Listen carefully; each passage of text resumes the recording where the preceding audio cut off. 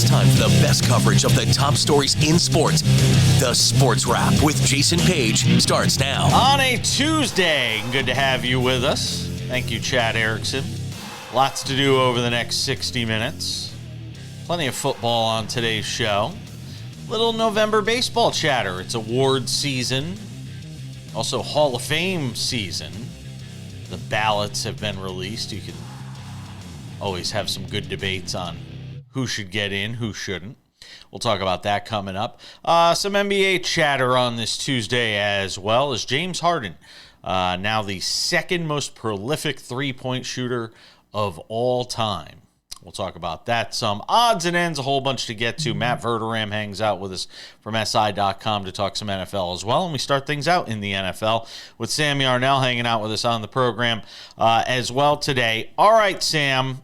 The Cowboys lose again. What have they been outscored by, like 110 in their home games this year, I think it is? I mean, it's staggering for this team to be this bad. And I'll ask Matt about this as well. Is there any level of suck that this thing can get to where Jerry would decide to pull the plug on Mike McCarthy? I'm guessing the answer is no. He's only done it once in his tenure as Cowboys owner / GM. But, man, I mean, it's hard to fathom how much worse it can get between now and the end of the year for this Cowboys team. Yeah, no, you're exactly right, Jason. I don't think that Jerry's in a place to pull the plug on Mike McCarthy just because of where they are, right? It feels like there's no point in doing that. You're not going to fire up a team that could potentially, turn it all around right here, win out, and make a run at the playoffs. That's kind of a foregone conclusion that they'll be in Cancun come early January. Listen, this is really tough for America's team, right? Like, I don't know how else to put it. And this one kind of hurt more because Dak was out, so I think expectations obviously were low coming in. But then Cooper Rush goes out and actually didn't look horrible at times. He threw for 350 yards in this game. I don't know. The Cowboys, to me, are an organization that have to make in the Commanders' way last year or 2 years ago, I guess. They have to make very serious changes very, very quickly. Systemic. Or else they're flirting with decades of irrelevancy. It's systemic. Can I make one suggestion before we throw the Texans some flowers? Because we've got, at least I have kind of poo-pooed the Texans throughout this entire season. Check off poo-pooed on your Sports Wrap bingo card today. I know he threw for 350 yards.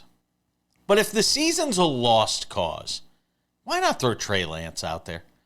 Let's just find out what he is. Just put him out there. If you're going to get your doors blown off and get dusted anyway, and Mike McCarthy's a dead duck, head coach anyway, why not throw Trey Lance out there and let's just find out what he is? I don't see why you don't. If you're the Cowboys right now, I don't. Now look, maybe they see stuff in practice that is, right, big flashing red sirens, and he's just terrible, and it would be a disaster. But any more of a disaster than getting outscored by 120 points on your home field through the first 12 weeks of the season? I don't get it. You're right. I think it speaks kind of to the problem with the NFL draft system now when you've got Trey Lance, who's gone through multiple organizations and had multiple opportunities to be that guy. And at different points, he's been selected, the two guys who have been selected in front of him are Brock Purdy and Cooper Rush. Wow. Yeah, listen, I think they should throw him out there, but I'm also worried that they're going to throw him out there and it's somehow going to get worse, which is crazy to imagine that that's possible. Then let it get worse. I think it could. But let it get worse then. Who cares? Your season's in the crapper anyway. Listen, I'm not disagreeing with you. It's a good point. If Cooper Rush, there's zero chance. There is zero chance that Cooper Rush is your future or the future of any other team. Let's just be honest. Zero. All right, maybe slightly more than zero. We'll say 5%. Somebody sees him out there and gives him a shot. But here's the thing. I wouldn't say that the chance that Cooper Rush is anyone's franchise quarterback is that much less than the chance that Trey Lance is. Right. And I think look, that's what you're that's proving fair, here. but we don't know because Trey Lance has started 2 games in the NFL. Like, let me see Trey Lance. Let me just find out what he is. If anything, I'd love to see him go play well and make Niner fans eat it or something. I don't know. His value can only go up is how the Cowboys should be looking at it. Yeah, absolutely. To the Texans, who I said I was going to throw some flowers. Instead, they get 2.5 minutes. C.J. Stroud throws for 257 and a pick. Joe Mixon, 109 yards rushing and 3 TDs in the win. Boy, Mixon has really been a nice addition for them this year, hasn't he? Yeah, that obviously the explosive right off the bat was a great play for them. One of those touchdowns coming in garbage time. Listen, the problem with the Texans is always going to be this. They give up way too many explosive plays. They did it yesterday against Dallas. Yep. Kevontae Turpin, who? Catching a pass from Cooper Rush for what? 70 yards to the hizzy? I mean, come on. The Texans are a good defense. They're not a consistent defense, which to me, Jason, is why I still can't get all the way in on this team. Like, especially with the pieces they're missing. Last night did not sell me on the Houston Texans. No, I'm with you. I still think they're sort of that mid-tier, team that's going to make the playoffs, team that's going to win their division. Nice story. It almost has like NFC South vibes. Like, all right, somebody's going to win the NFC South and lose in the playoffs. All right, somebody's going to lose. Somebody's going to win the AFC South and wind up in the playoffs and lose in the playoffs. That's kind of the vibe that I just keep getting from this Texans team right now. And look, hey, 2 years in a row in the playoffs with a new head coach, a new quarterback, you're building something. But if you make it to the playoffs and don't, go beyond what you did last year, then you're going to have to start asking the question, all right, where is that next step coming from? Yeah, I don't think, though, because, obviously we would be quick to jump to coaching. I don't think it's a coaching issue. I really do think it's just this team is still developing. Let's not forget 2 years ago, the Houston Texans were irrelevant. Yes, that's what I mean. That's exactly what I mean. Completely irrelevant. Yes. Let DeMeco Ryans build his thing. They're coming. They're just not here yet. Yes, I agree. I don't think it's push the panic button or anything like that. I think we know what they are. And it's maybe a playoff win. Not much more. Matt Verderame will stop by. We'll talk some NFL with him. Sam will rejoin us a little later on. More sports wrap to do.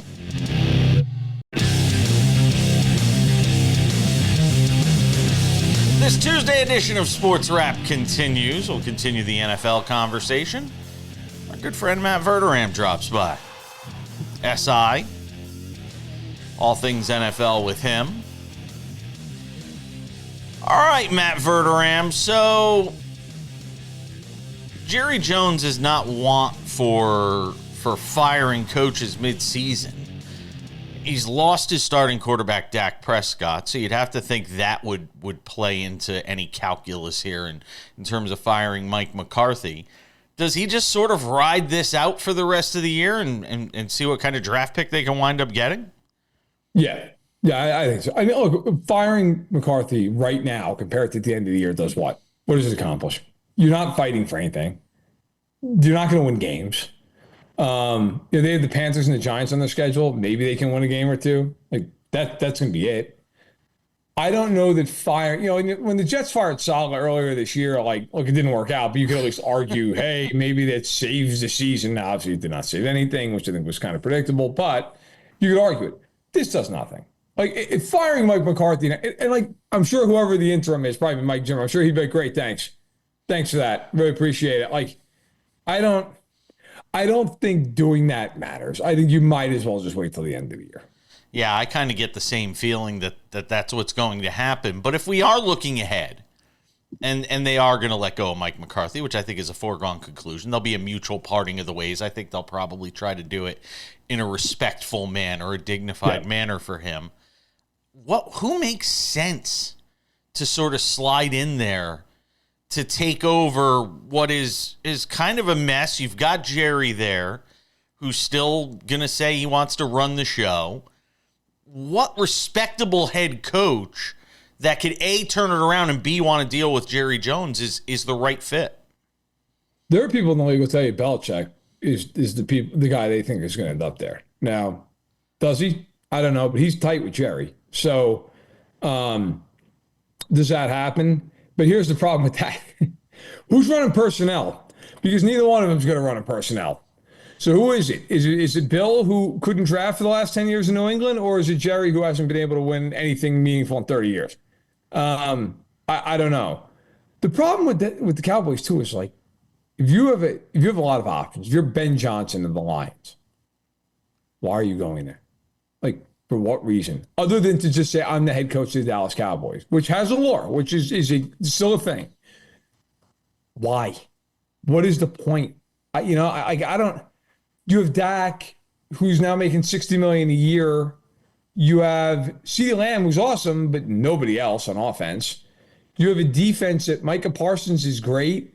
The rest of that front seven, a lot of guys. It's an older, expensive roster, and you have no control over who's going to be on it moving forward. Well, along those lines, about all the choices, a man's only as faithful as his options, right? Ben Johnson's going to have a lot of options, assuming he enters the head coaching pool, which I think he will.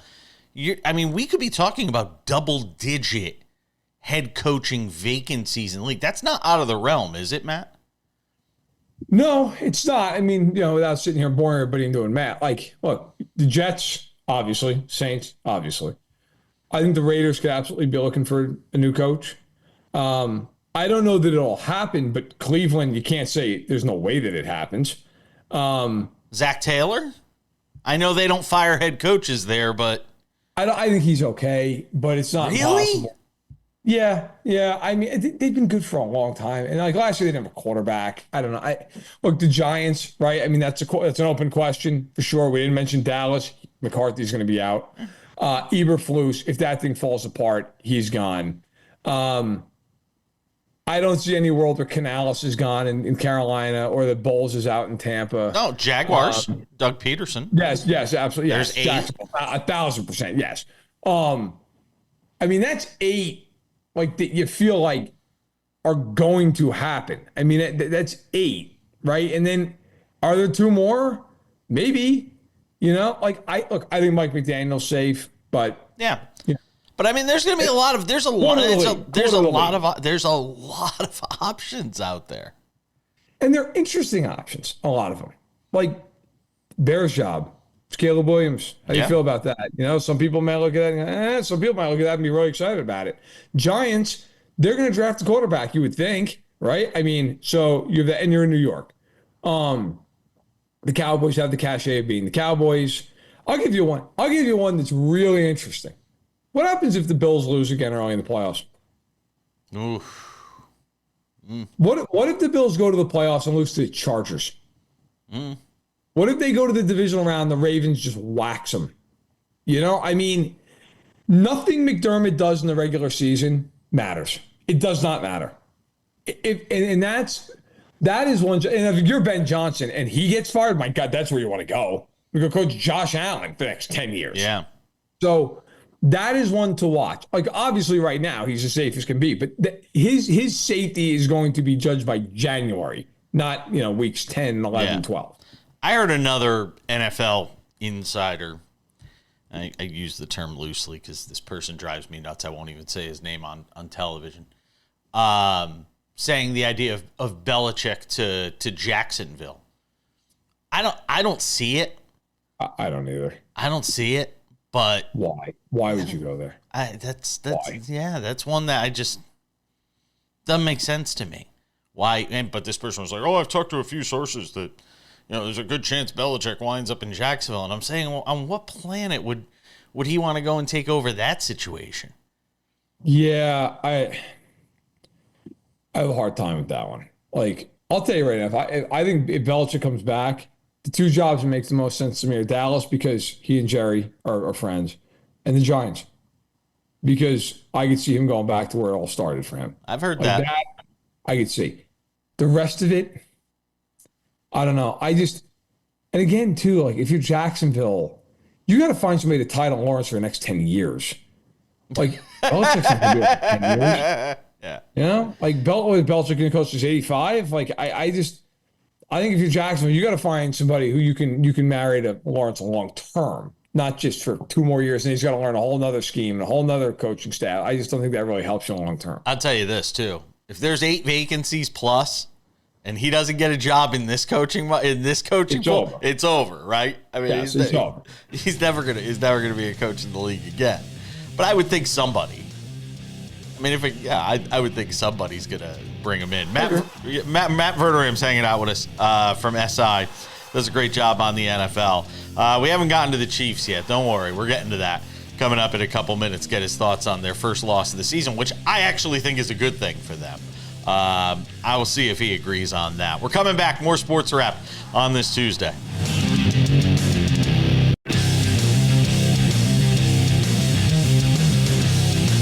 Continuing the NFL conversation on this Tuesday edition of Sports Wrap, our friend Matt Verderame hanging out on the program on the top stories around the league. All right, look, I said it yesterday on the show, Matt, and I'll stick to it. I think the loss for the Chiefs in Buffalo is the best thing that could happen. You're running away with your division.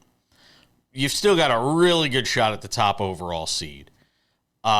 Teachable moments, and now you could sort of refocus and recenter this team without the distractions of, oh my God, can they have a perfect season, which nobody thought was likely, given the number of narrow victories they had. It wasn't sustainable over a 17-game season. But I will say this, and this is what I'm curious to get your thoughts on. When Patrick Mahomes comes out after the game and says, hey, okay, now we have to, this is fuel.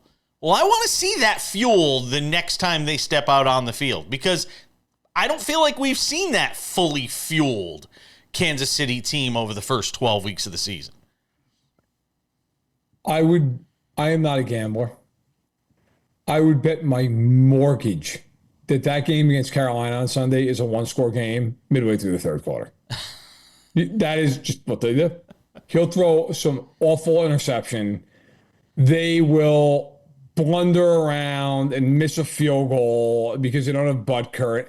Look, your point is well taken about the fact that I don't think this loss is that big of a deal. I said, but anywhere I talked last week, we're not going to learn anything about the Chiefs and the Bills in this game. We're just not. Like, I already know the Bills are really good. I know the Chiefs are a great team.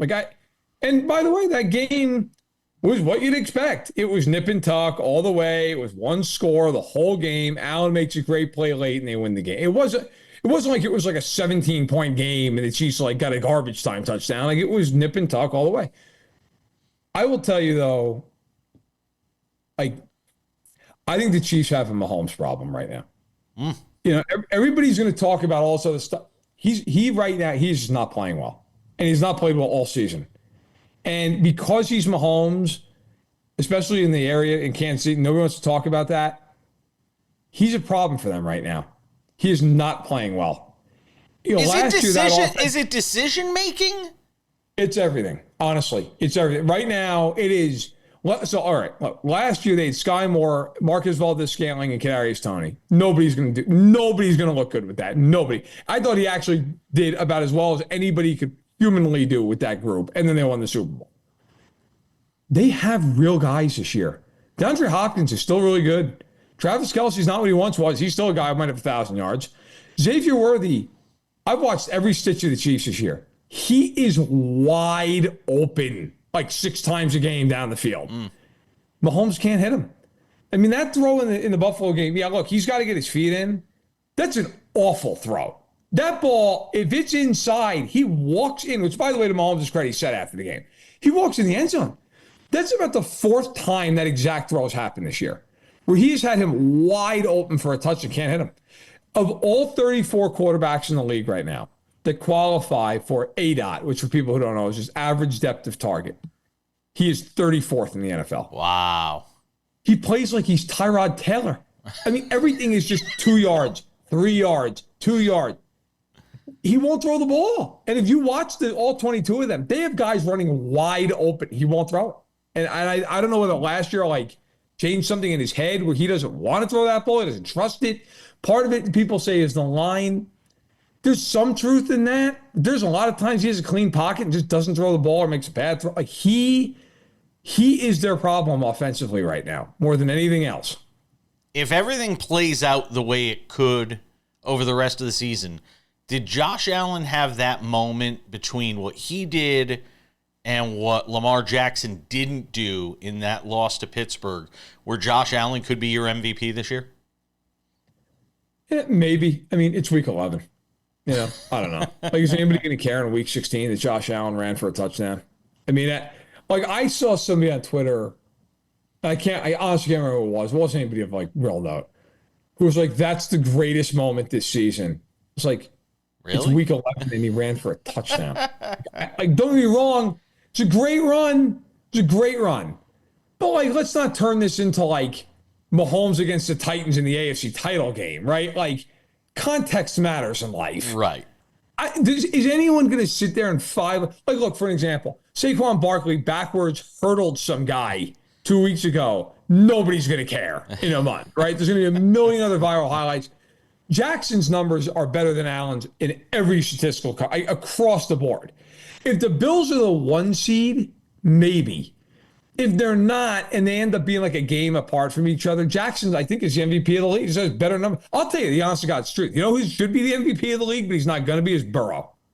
Oh, yeah. Burrow has been unbelievable, and they just can't win a game. I mean, Joe Burrow, you're talking a pass interference call in Kansas City, and it was correct, but a pass interference call. Evan McPherson missing 2 kicks against the Chargers and 2 ridiculous endings of games against Baltimore from being, 8-3? And he is the runaway MVP. But, shoulda, coulda, woulda. Welcome to the NFL. Last one. Let's talk about the Steelers here for a minute. Is this sustainable? Winning games the way they are. I mean, is it Super Bowl sustainable? I mean, look, they could win the division. They got a 2-game lead, and they own a win over the Ravens. I mean, is this sustainable to the degree that this team could win a Super Bowl? Because right now I have them as a contender, legit contender.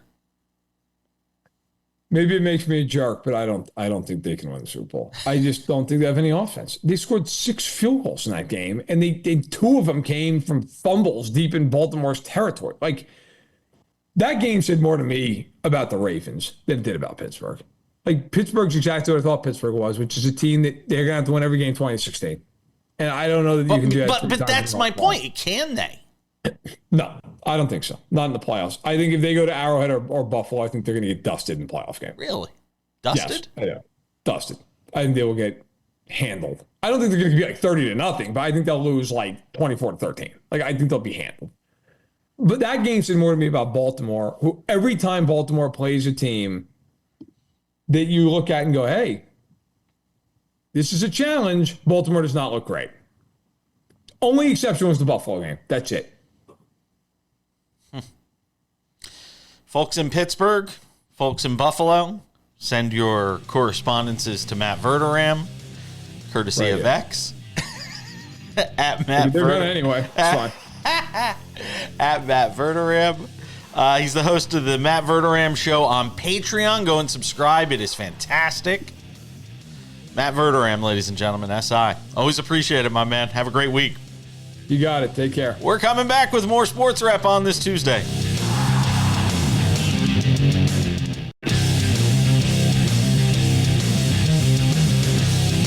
All right, we did plenty of NFL in the first half of the show. There are other things going on, Jason. I know. We have a friend who watches the show in Las Vegas who says, I love when you don't talk about the NFL because everybody talks about the NFL, every segment of every show. Well, it's the most popular sport in the world. But there are other things to talk about, including the NBA, Sam Yarnell. James Harden, now the second most prolific three-point shooter in the history of the NBA. That one kind of snuck up on me. Harden setting that mark last night against the all-time leading three-point shooter in NBA history. Stephen Curry, as the Clippers beat the Warriors 102-99. Hey, you know what? The Clippers have hung in there early on. They're 8-7. Without Kawhi Leonard through 15 games. And Harden sort of doing his thing. Norman Powell had 23 in the win. Just the third loss of the year for the Warriors. But it got me to thinking, Sam, in terms of Harden. And kind of trying to figure out comps for him across the sports landscape of guys who are, have been among the very best throughout the entirety of their career in a certain league, but kind of just fall short, in terms of the all-time greatest. Like, where we're going to look at James Harden when his career is done, and it's a lot closer to being done than it is the beginning. So you could start to have that conversation a little bit. But I was trying to think, and I'm trying to think across sports, and the one that comes to mind for me goes to the NFL. And look, maybe some will think this is going overboard. I think of Dan Marino when I think of James Harden. That's the one that comes to mind for me. Again, understanding I'm 47. So within my lifetime, and sort of what I can grab at and know that I've seen. The one that comes to mind for me is sort of Dan Marino. This great all time in a lot of categories, playoff appearances, all of that, just like Marino, records like Marino, but couldn't win the big one like Marino. When his career is over, they're going to be saying the same thing. Ready? What'd you think of my Marino one first? Come on. Oh, we're just going to skip past me on that? Listen, I can't speak to it as much considering I was not born when the guy was playing. Like, I don't remember the Dan Marino days. You were barely born when Harden was playing. But no, that's the thing. James Harden was my childhood. So, God, my comp is an interesting one, I think you'll think. All right. Darrelle Revis. James Harden is like Darrelle Revis. And here's why. Listen, James Harden is one of the, if not the best shooting guard of the generation, right?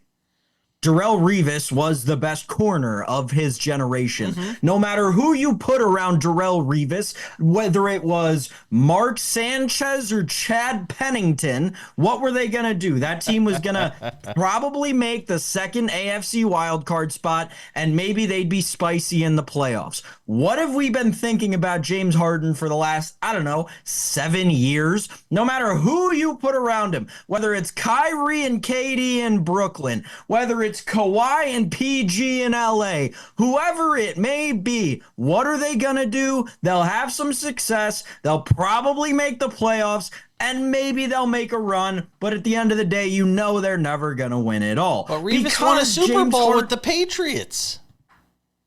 Okay. When he was what, 39? I know. I get it. But he's got a Super Bowl. And let's not write that off, right? Because I think that there's a chance that James Harden goes to a Suns or whatever if the Clippers fall apart midseason and goes on one of those ring chasing runs or takes a 1-year deal to be the sixth man on an up and coming star-laden Thunder team, right? What if James Harden goes home to Oklahoma City to come off the bench for the Thunder and joins one of their dynasty NBA Finals runs? I just think that when we talk about Darrelle Revis, weirdly enough, it's a lot like the James Harden arc. Think of Karl Malone. Just thinking about Karl Malone. Another guy never won a champion. I mean, look, there's a million comps across the NBA that you could probably come up with. So that's a bit lazy. Bryce Harper? No, but Bryce Harper won a championship.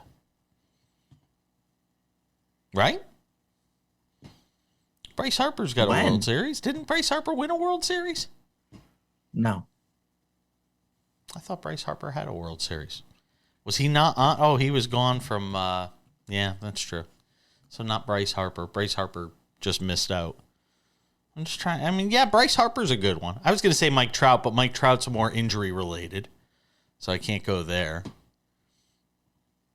There's not a lot of comps for Mike Trout because few people have had the level of success and the level of downs that he has had. I guess that's actually a really good segue because we're going to get into some baseball coming up here in just a couple of minutes, get some thoughts on the new Hall of Fame ballot that's out for 2025, Rookie of the Year in the National League and the American League. I want to get the reaction of Sam as well on the NL Rookie of the Year voting. It wasn't unanimous. But then again, maybe it shouldn't have been. I mean, Merrill had a great year. So, we'll come back. We'll get into it. And I'll try and ponder my Bryce Harper thoughts. We're coming back.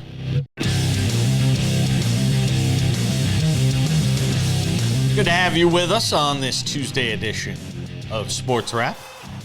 Odds and Ends wraps it up in 10 minutes. A little November baseball chatter. It's award season, so it'll give us some baseball fodder. Sam Yarnell hanging out with us. Dave Sims going to be on the show at some point this week. The new play-by-play voice of the Yankees, formerly of the Mariners. Our friends on Root Sports watching the show have obviously heard and seen his work. He's also hung out with me on the show a couple of times before. Can't wait to talk with him. The new play-by-play voice of the Yankees, Dave Sims. Also does college basketball, does some football, I believe, as well. So, Sam, Paul Skeens is your National League Rookie of the Year. No surprise there. The only question I had was, what was the voting going to be? Luis Hill wins it in the American League. We'll get to that in a second. What did you make of the vote ultimately on Skeens winning the Rookie of the Year? And listen, I thought it was his award to lose, Jason. I said this all throughout the show. And I think it speaks to the fact, I think the fact that he was a top 3 finalist for the Cy Young speaks more than anything to the fact that he was going to win this award. Listen, this isn't to discount anything that Jackson Merrill did. I mean, listen, if we're nitpicking, the guy strikes out a lot and he does not walk a lot. But Paul Skeens, after his debut, until the end of the season, was never worse than a top 3 pitcher in baseball. And for many months of that, he was number 1. And the only reason he wasn't the Cy Young favorite for a while was because Chris Sale's season started in April and Paul Skeens did in June. I don't really think that we talk about the voting, right? I don't think that this voting should have even been as close as it was.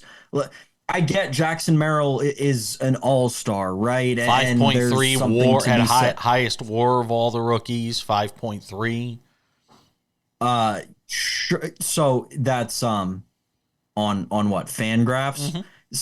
Again, the WAR calculation, the WAR argument we can have 6 ways to Sunday. When you're talking about pitchers and comparing them to position players, I don't necessarily think that that's a fair metric to use, just because obviously I'm just saying in general, forget comparing it to the pitcher. I'm just saying 5.3 WAR as a rookie on a team that makes the playoffs. And I mean, look, in any other year, would we even be debating that Jackson Merrill's the Rookie of the Year? No, we wouldn't be debating it at all. I also think a lot of other year Paul Skeens isn't a rookie. But But my point is, I think he was a media darling from the moment he came up. And let's be honest about this, and we got to be honest about all these awards. The way the media covers it, look at the Nikola Jokic argument over the years in the NBA and the way that gets covered versus the way other guys get covered.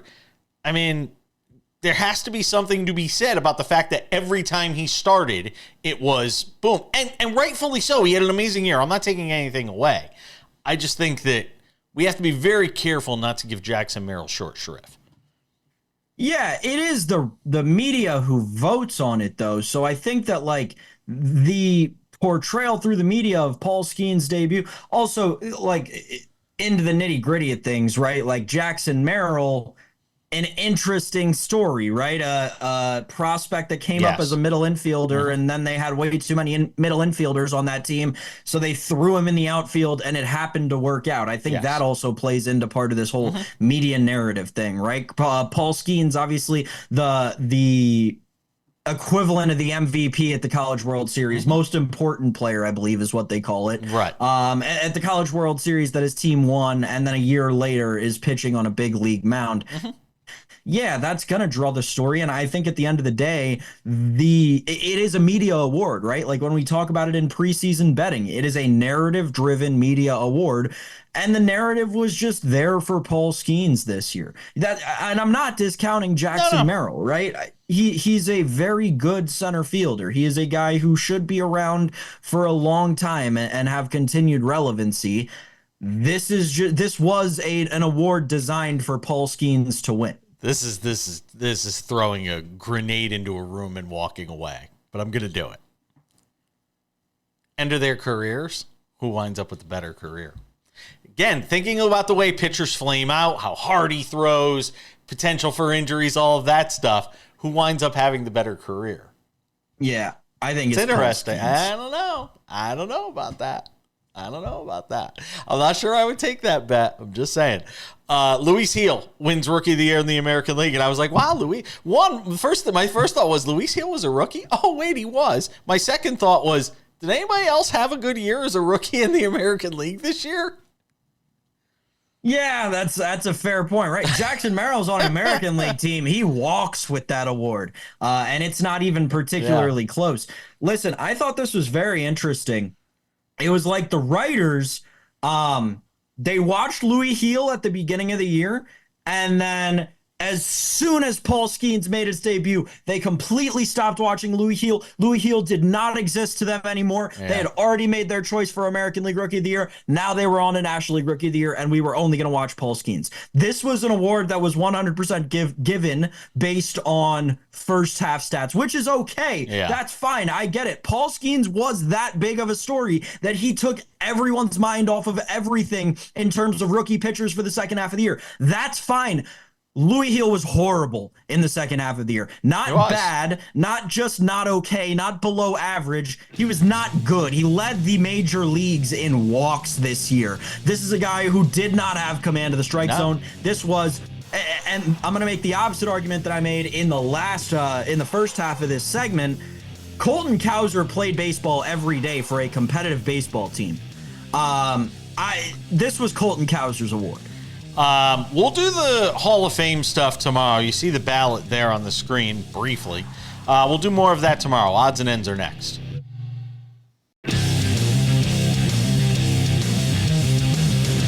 All right, just about time to put the wraps on this baby for a Tuesday. A couple of reminders. One, the Sports Wrap with Jason Page podcast, available on all your favorite podcasting platforms. Spotify, YouTube podcasts, Apple Podcasts, iHeartRadio, Odyssey, TuneIn, you name it. We're on all of them. Go and check it out. Also, our Substack. Go and check it out. Subscribe. It's free. You get great picks most of the time from Sam Yarnell, who always loves to provide some expertise. So make sure and go and check that out as well. All right, without any further delay, we gave you a little tease of what's to come in odds and ends. Odds and ends, Sam Yarnell. Let's talk about Jake Paul and Mike Tyson for one more second, because why not? The largest, according to ESPN, I guess, Andreas Hale wrote about it for them. The Jake Paul-Mike Tyson fight, $18.1 million gate. Outside of Las Vegas, there has never been a larger combat sport gate. Ever. 72,300 was the attendance for, over 72,300 in fact, for that fight. Between Paul and Tyson, obviously, Amanda Serrano and Katie Taylor were part of that as well. So it should also be mentioned, and we didn't do this yesterday on the show, that Amanda Serrano, Katie Taylor fight in two ways actually made history. One, they made tons of money. I think they both made like $6 million for that fight, which is obviously a record. The other thing is, that is the largest crowd ever for a women's sporting event. So that was kind of cool. Yeah, think about it. 72,300. Never been a bigger crowd. That's interesting. I wonder because with the Women's World Cup, I wonder how the Women's World Cup would actually work into that. The one at the Rose Bowl in Pasadena, the one where the what's her name took her shirt off and had the Nike sports bra on and all that. I'm trying to remember. Mia Hamm. Not Mia Becky Hamm. No, not Mia Hamm. She was on that team though. Oh my God, Brandi Chastain. Right. That's what it was. Man, I would have sat here for 6 minutes and killed the entire segment trying to think of that. Listen, we also got an announcement earlier in the week, Jason, that the PWHL, the Professional Women's Hockey League, is doing an NHL tour, like a North America tour, where they're going to play neutral site games at these NHL arenas. I wonder if some of those come close as well. Obviously, Jerry World, a little bit bigger, but I think that it's just great to see that we're starting to get these massive women's sports events put into these massive arenas that are built for these kinds of events. People are coming. People are packing them, which is just awesome. And by the way, if Serrano and Taylor have a third fight, which they've discussed the idea not only of a third fight, but going to 3-minute rounds instead of 2-minute rounds, that would be kind of cool. If they do that, it could be the headline event anywhere, and I think it will draw really well. Inside the NBA, we did not get to this on yesterday's show because Mondays are packed with the NFL. Inside the NBA next year will be on ESPN and ABC. Wow. What a coup for Jimmy Pitaro and the folks at ESPN. And look, anybody who listens to the show knows I have no problems criticizing ESPN. This was a coup for them. It solves their issue of NBA Countdown really not performing all that well and them looking for something as a better option, trying to improve that show. So now they are able to bring in the premier show in all of sports. When you talk about, surrounding games with, nothing beats Inside the NBA. Sounds like they're going to have the whole crew there for that. And TNT wins on an international level. They get highlights. They don't have to pay for the rights to the highlights. They'll be able to air games internationally. They're also getting some Big 10 games or Big 12 games, I forget. But they're going to be getting a whole bunch of stuff in exchange from ESPN, so everybody wins. Yeah, it's great to see. I think that the interesting thing to me when I first heard about all this was like, don't we all remember Ernie said that he's not going to leave TNT and he's never going to leave the family that he's got there.